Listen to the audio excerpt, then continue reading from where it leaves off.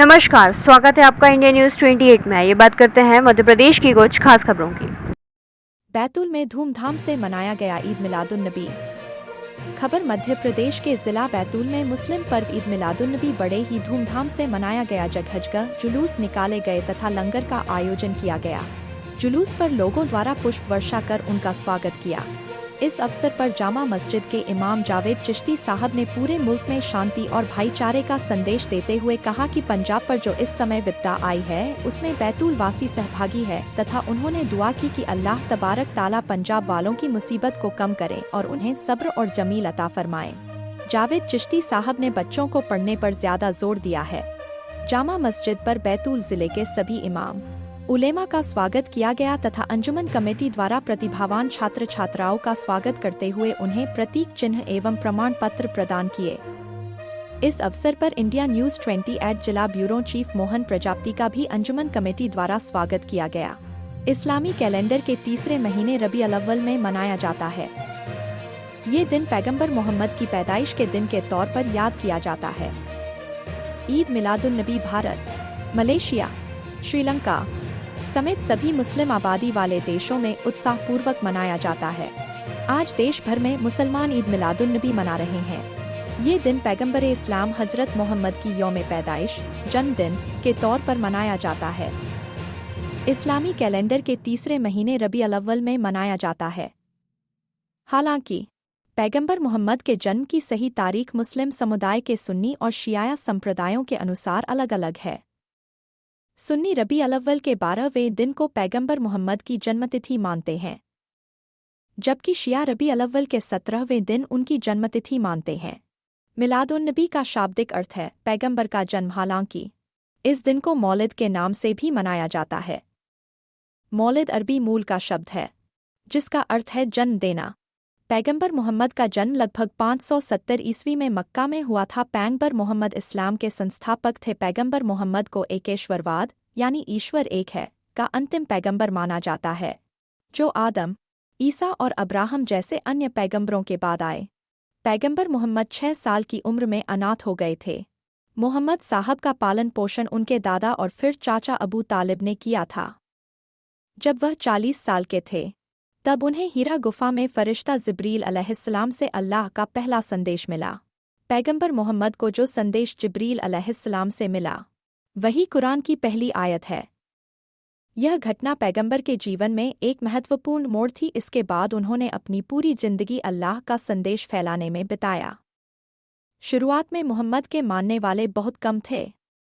उन्हें मक्का के बहुदेववादियों, अनेक देवताओं में विश्वास करने वाले से कड़े विरोध का सामना करना पड़ा। 615 ईस्वी में पैगंबर मोहम्मद और उनके मानने वालों को मक्का के लोगों से बहुत तकलीफ और जुल्म सहना पड़ा। इस वजह से पैगंबर मोहम्मद ने अपने कुछ साथियों को सुरक्षित जगह भेज दिया।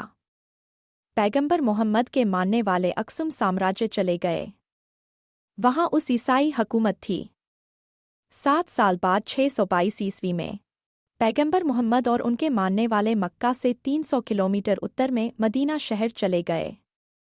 कथित तौर पर हत्या के डर से पैगंबर मोहम्मद के मक्का से मदीना पलायन की इस विशेष घटना को हिजरा कहा जाता है। यह इस्लामी हिजरी कैलेंडर की शुरुआत मानी जाती है। पैगंबर मोहम्मद ने मदीना पहुंचने के बाद एक मदीना चार्टर तैयार किया, जिसे मदीना का संविधान भी कहा जाता है। ये चार्टर अलग अलग कबीलों को एकजुट करता था।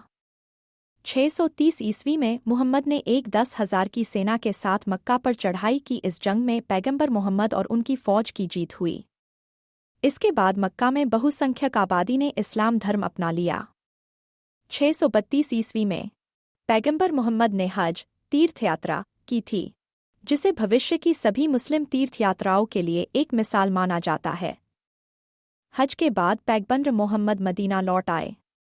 मदीना में वह कई दिनों तक बीमार रहे। 632 ईस्वी में उन्होंने पर्दा लिया। आइए जानते हैं जामा मस्जिद के इमाम जावेद चिश्ती ने क्या कहा। बैतूल से जिला ब्यूरो चीफ मोहन प्रजापति की रिपोर्ट। ईद मिलादुन नबी की आप सभी को दिली मुबारकबाद। बहुत बहुत मुबारक हो आपको भी। जश्न ईद मिलादुन नबी पर आपके संदेश देना चाहिए। हमने तो अभी सबके सामने पेश किया है। सबसे पहला तो ये है कि जो आपदा आई है, एक आफत है, उसका सहयोग करें, उनके लोगों को रिलीफ पहुंचाएं और एक दूसरे में जो भेदभाव है उसे खत्म करने की कोशिश करें। एजुकेशन के फील्ड में लोग ऊपर उठें, तालीम याफ्ता बनाएं, इसलिए कि अगर इल्म बढ़ेगा तो देश आगे बढ़ेगा।